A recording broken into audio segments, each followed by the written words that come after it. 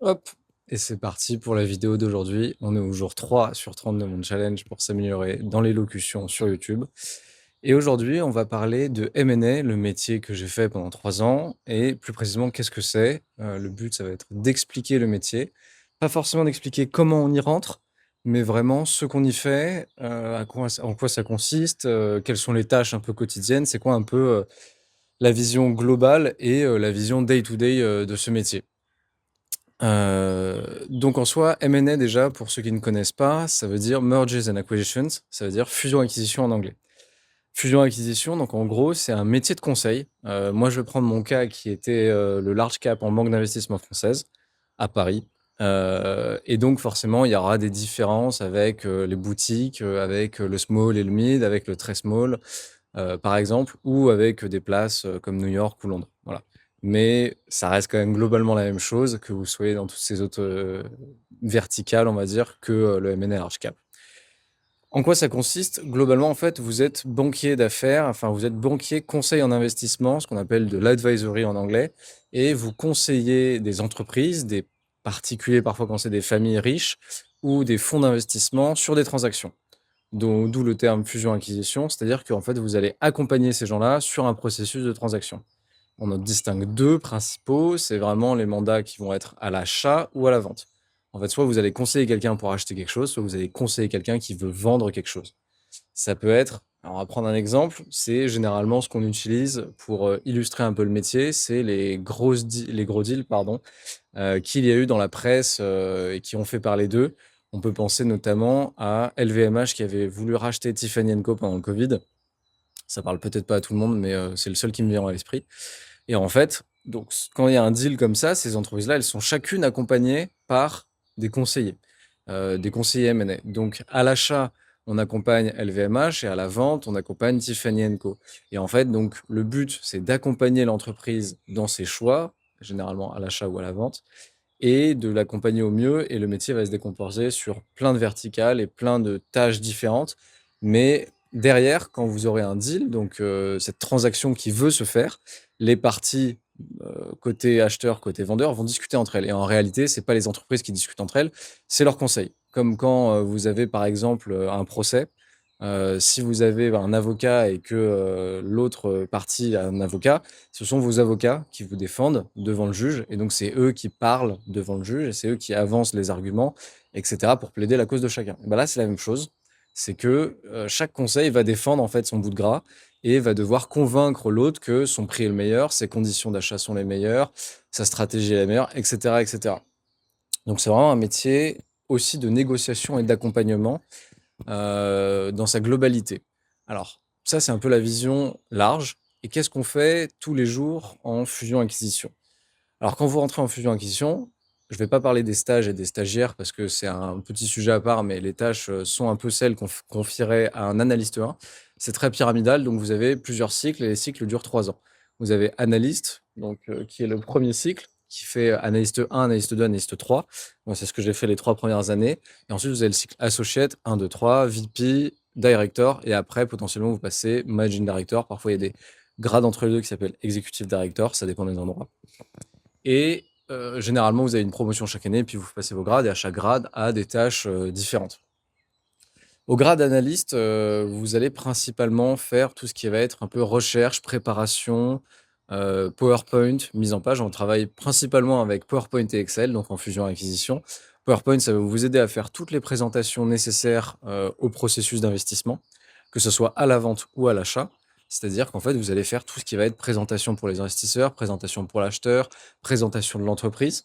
Donc, la présentation de l'entreprise, ça va être vraiment de la présenter de A à Z, présenter les chiffres financiers historiques, les chiffres financiers du business plan, son outil de production, la partie un peu RH, la partie stratégie, parfois la partie un peu RSE, donc responsabilité sociale et environnementale.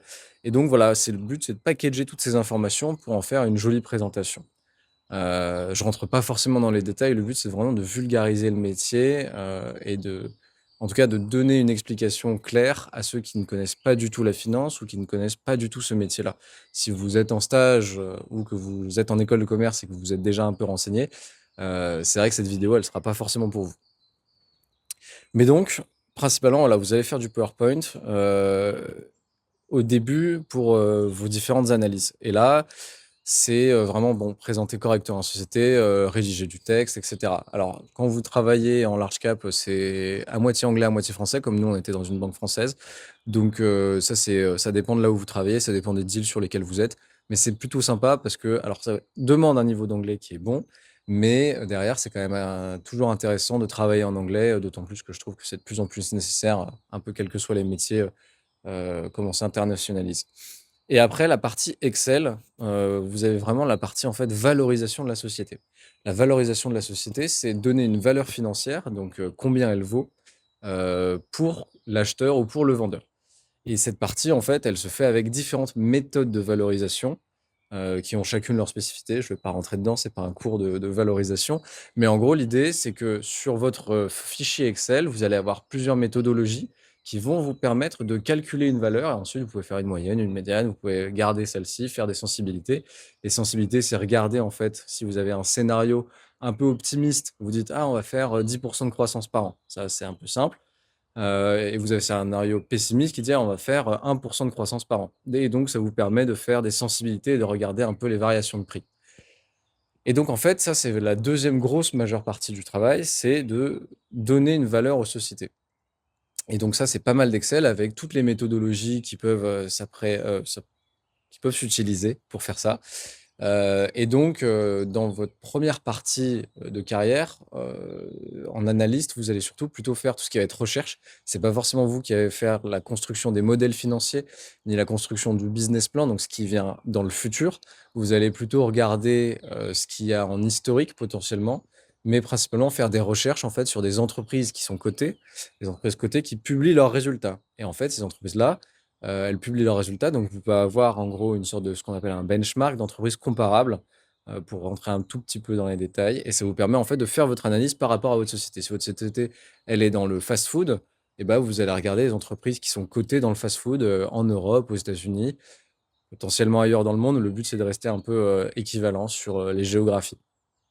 Donc ça va être principalement ça votre travail et donc vous allez jongler entre, chercher ces chiffres, faire du calcul, de l'Excel et ensuite mettre en forme, en fait, ces résultats sur un PowerPoint pour que ça soit clair et intelligible à la fois pour l'équipe qui travaille avec vous, donc tous les grades, mais aussi pour le client. Le but, c'est de présenter au client un rapport clair et précis de ce que vaut l'entreprise, si par exemple c'est la sienne et qu'il veut vendre, s'il veut vendre une filiale ou ce que vaudrait potentiellement l'entreprise qu'il cherche à racheter. Et donc selon que vous êtes à l'achat ou à la vente, votre, vision et votre, tactique sur le prix va pas être la même. À l'achat, vous allez vouloir que le prix en phase, que vous achetez, soit le moins cher possible et à la vente, que vous soyez le plus cher possible. Comme ça, vous gagnez le plus d'argent. Donc forcément. Et comment se rémunère le métier? Donc c'est un métier de conseil. Donc ce que je disais, là, on va reprendre un peu de recul et on sort un peu du day to day.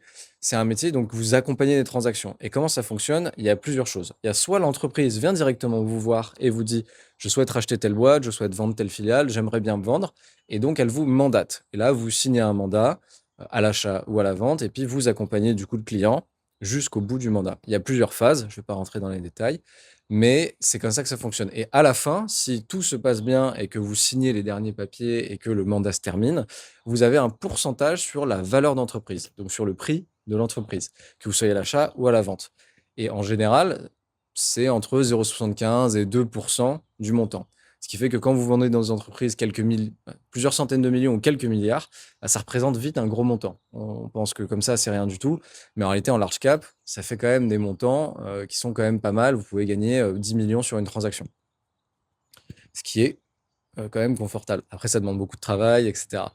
Mais donc c'est comme ça que le métier se rémunère et là, c'est juste un avis personnel, mais ce qui est un peu dommage, comparé à, par exemple, d'autres métiers comme le conseil en stratégie, ou d'autres métiers qu'on chapeaute et j'y viendrai dans quelques instants, c'est qu'on se rémunère que ce qu'on appelle au success fees. Alors, c'est rare qu'il y ait des retainer fees, donc les retainer fees, c'est une sorte d'avance ou d'acompte. Vous serez payé quoi qu'il arrive, que votre client gagne, que votre client gagne pas, que le process se termine en plein milieu ou aille jusqu'au bout. Mais en général, je pense 95 ou 99 du temps, c'est, success fees, donc c'est vous êtes payé si vous réussissez.